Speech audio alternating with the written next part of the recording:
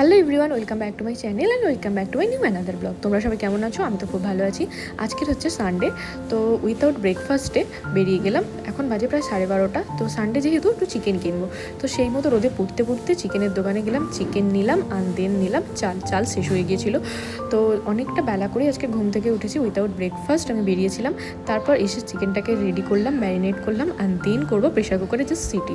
শরীরটা ভালো নেই বলে খুব একটা রিচ করবো না, জাস্ট হালকা পাতলা একটু চিকেনের ঝোল করব। তারপর চিকেন রেডি করে গেলাম স্নান করতে। তো স্নান কমপ্লিট করলাম, দেন এবার আমি করব লাঞ্চ। তো লাঞ্চে ছিল সেরকম চিকেনের পাতলা ঝোল, লেবু আর রাইস।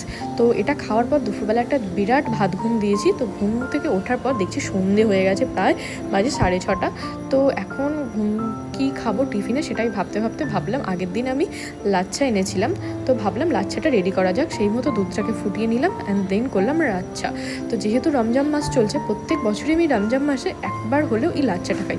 আমার বেশ ভালো লাগে এই লাচ্ছা খেতে, দারুণ লাগে। তো লাচ্ছা কমপ্লিট খাওয়ার পর তো রেডি হয়ে একটু বেরোলাম, মানে তখন বাজে প্রায় 8:30। আমার একটা ফ্রেন্ড বললো চল একটু বেরিয়ে আসি, যেহেতু সকাল থেকে বেরোনো হয় না, সানডে যেহেতু।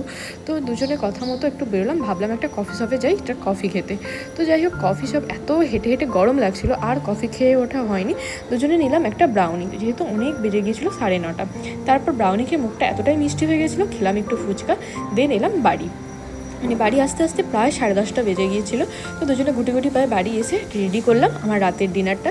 রাতের ডিনারে ছিল রুটি আর এই দুপুরবেলার চিকেন কষা।